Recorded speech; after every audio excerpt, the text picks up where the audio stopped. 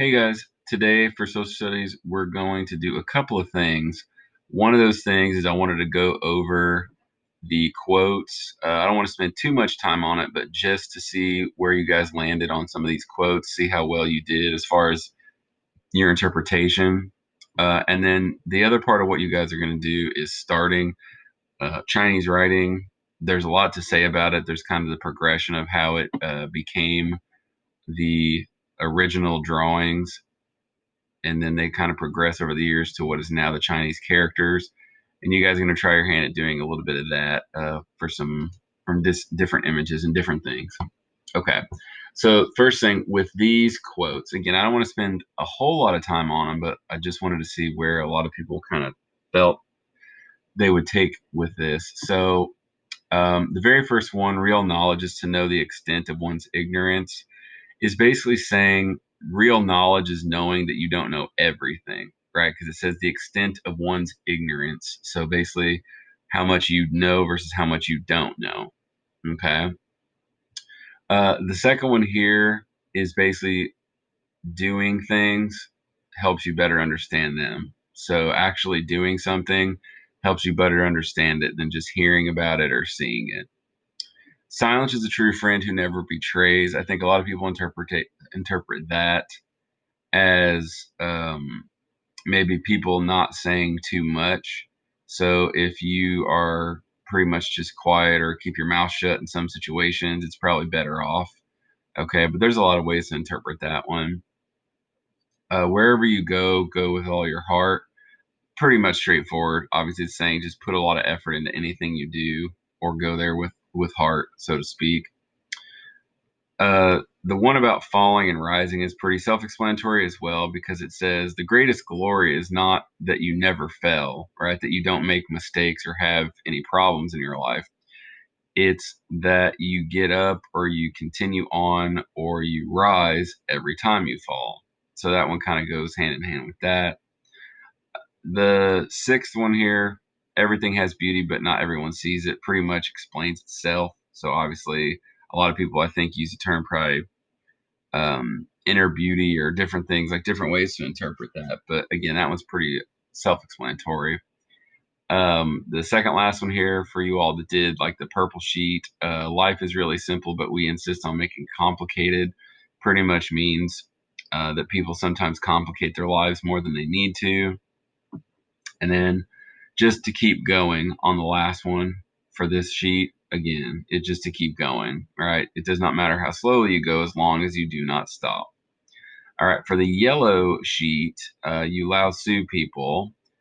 The water one at the very beginning, that one is really hard to nail down, but it's basically it's using water as a metaphor, and it's saying that okay, water can be soft, water can be flexible, but also in the case of let's say like a flood, it's something that nothing can resist.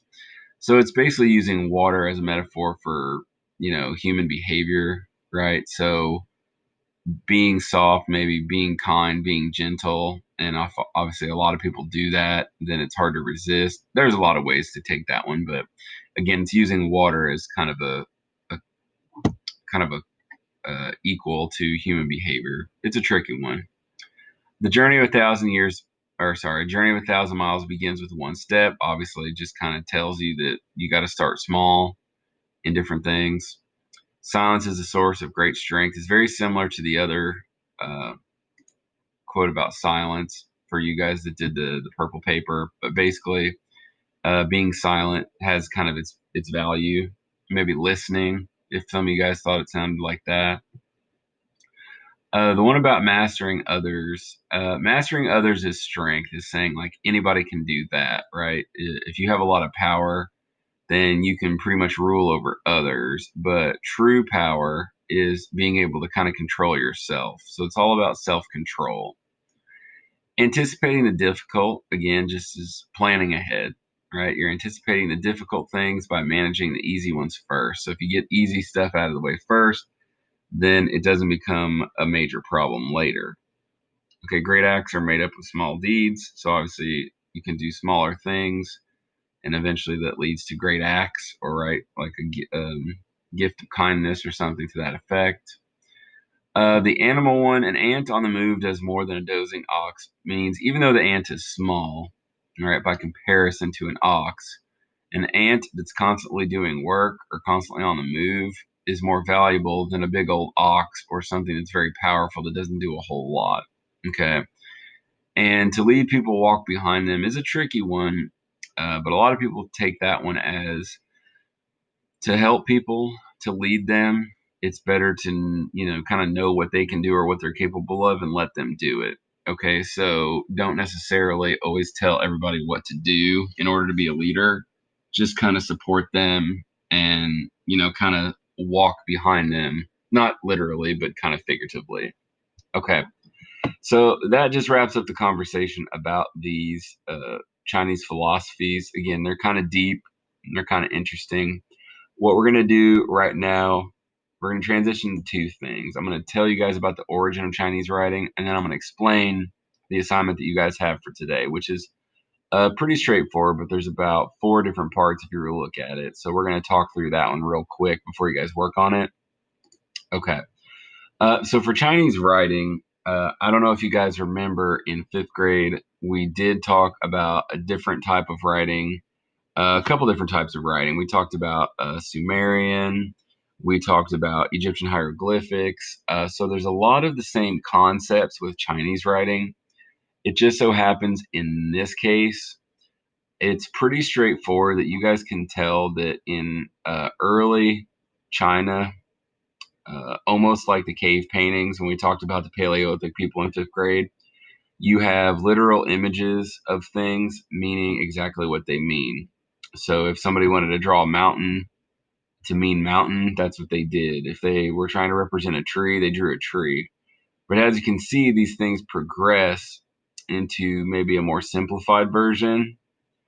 And then they start transitioning into what looks like more characters. Okay, Chinese characters and or Chinese. I don't want to call it necessarily letters because they don't necessarily have an alphabet in Chinese writing. Okay, but it's more a phonetic thing. But if you look at it again, there's a progression here from original image, exactly what it's supposed to be, all the way to some form of metamorphosis where it's just an image that represents that thing. Okay, in a lot of Chinese writing, you can even see some things have a familiarity that you're going to see today on this page. Okay, so speaking of, if I bring you guys over to this, what I'll do is obviously this new the numeric part, the numerals part.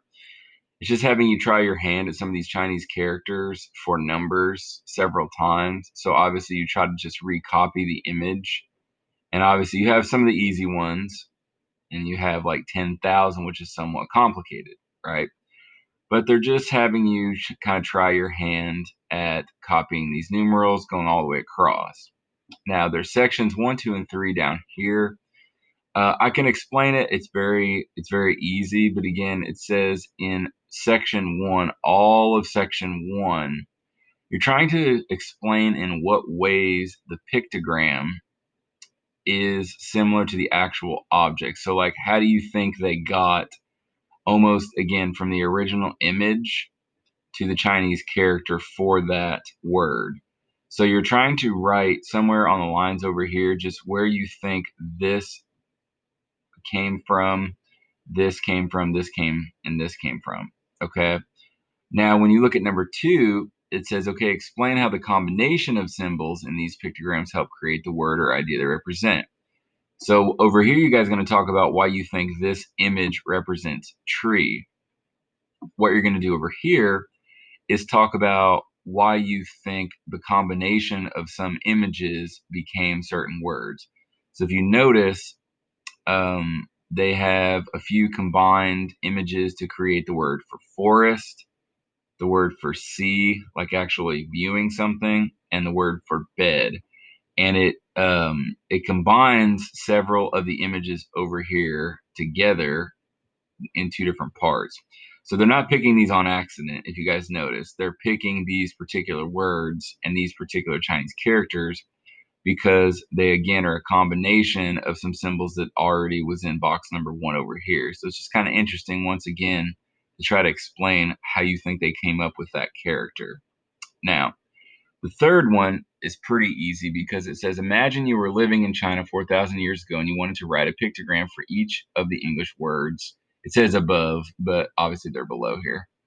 What symbols would you have drawn? Make sure you retain the Chinese style in the pictograms you design. Now, that last part I'm not too worried about. I don't know what they necessarily mean by retaining the Chinese style, because it's pretty hard to think of an image that we would use that looks anything like these Chinese characters. So I'm not too worried about the Chinese pictographic style. But what they're basically saying is, imagine you were going to create, let's say, like an emoji or something today for the word person. What would you come up with? Again, they're using all the ones they've mentioned before, but what kind of a pictographic image could you come up with? Okay. So that's it for this one. Again, top part is more practice of Chinese numerals. And then 1, 2 are more of an explanation of how you think they came up with the Chinese symbol. And then 3 is, again, you just trying your own artistic interpretation, I guess, of all these at the bottom. Okay. So that's going to wrap it up for this and for this week. Again, if I go back, you guys notice that within this week, we've pretty much wrapped up our conversations about Buddhism and Confucianism. Okay, we can always come back to kind of the specifics of each of them. But obviously, Buddhism is a little more mellow and worried about just kind of like your self meditation and things like that. Whereas Confucianism is a little more strict. Okay, it's a belief in intelligence and working hard and all these different things. Okay, and then we jumped on to this Chinese philosophy. You guys have obviously done your job with doing either these quotes or the yellow quotes, and then this Chinese writing for today. Okay, in the next couple of days, we're going to continue talking about more stuff with Asia. We're going to kind of expand into talking about, again, like we've said, Mongolia and then the two Koreas and so on and so forth. Okay. So hopefully you guys are having a good week. Everybody stay safe out there, be well. And again, I'll talk to you very soon. All right. See ya.